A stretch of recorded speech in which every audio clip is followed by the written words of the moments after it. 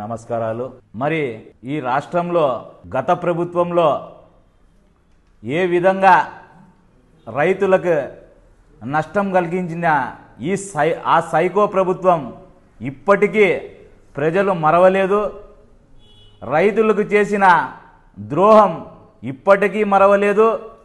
మళ్ళా ఆ గత ప్రభుత్వంలో మీరు రైతులకి సకాలంలో సబ్సిడీ ఫండ్లు అందించారా?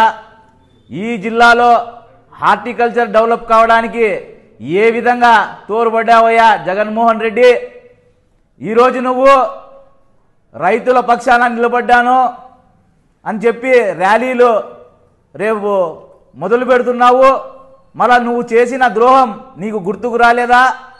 రైతులకి నువ్వు వాళ్ళ బతుకులు చిన్నాభిన్నం చేసిన వ్యక్తి నువ్వు, పడదాలు కట్టుకొని తిరిగిన వ్యక్తి నువ్వు, వరదలు వస్తే హెలికాప్టర్లలో తిరిగిన వ్యక్తి నువ్వు మరి ఈరోజు ప్రజల మీద రైతుల మీద అపార ప్రేమ ఉన్నట్లు నటించడం ఏ మాత్రం భావ్యమని నేను అడుగుతున్నా। ఈ జిల్లాకు వస్తే హార్టికల్చర్లో దేశ విదేశాలకు ఇక్కడి నుంచి టమోటా కానివ్వండి, మిర్చి కానివ్వండి, అలాగే అరటి పంట కానివ్వండి, విదేశాలకి పోయే విధానం ఈ అనంతపురం జిల్లాకు ఉంది। కానీ నీ ప్రభుత్వంలో వాళ్ళని ఏ విధంగా తోడ్పడ్డావని నేను ఈ జిల్లా వాసిగా, ఈ అనంతపురం నగరం వాసిగా నీకు ప్రశ్నిస్తున్నా। నువ్వు ఏమో అపార ప్రేమ ఉన్నట్లు, రైతుల మీద ప్రేమ ఉన్నట్లు రేపు ర్యాలీ పెడుతున్నావు। గత ప్రభుత్వంలో మోడీ గారు చేసిన రైతుకు ఏవైతే సబ్సిడీలు ఉన్నాయో అవి నేనిచ్చానని చెప్పి నీ బొమ్మ పెట్టుకొని నువ్వు నటించడం వాస్తవమా కాదా? అదే రైతుల మీద, రైతుల పక్షాన నువ్వు నిలబడింటే 164 సీట్లతో మమ్మల్ని గెలిపించడం వాస్తవం కాదా?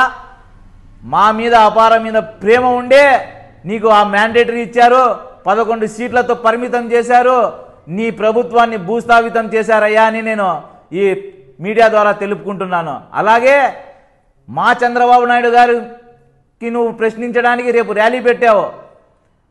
వచ్చిన 2 నెలల్లోనే పోలవరం డ్యాం కోసం 1000 కోట్లు తెచ్చిన ఘనత చంద్రబాబు నాయుడు గారిది।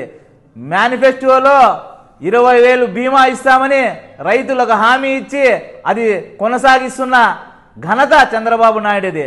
సకాలంలో కరెంట్ ఇస్తున్నాం, నీళ్లు తెస్తున్నాం, ఈ హార్టికల్చర్ని ఇంటర్నేషనల్గా తీసుకొని పోతామని మాట ఇచ్చారు।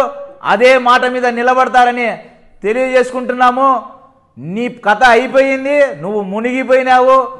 ఇంకా హెచ్చరిస్తున్నాము, ప్రతి ఒక్క రైతు పక్షానైతేనేమి, నిరుద్యోగుల పక్కనైతేనేమి, ప్రతి ఒక్కర పక్కన నిలబడిన ఘనత చంద్రబాబు నాయుడు గారిదని తెలియజేసుకుంటూ సెలవు తీసుకుంటున్నా।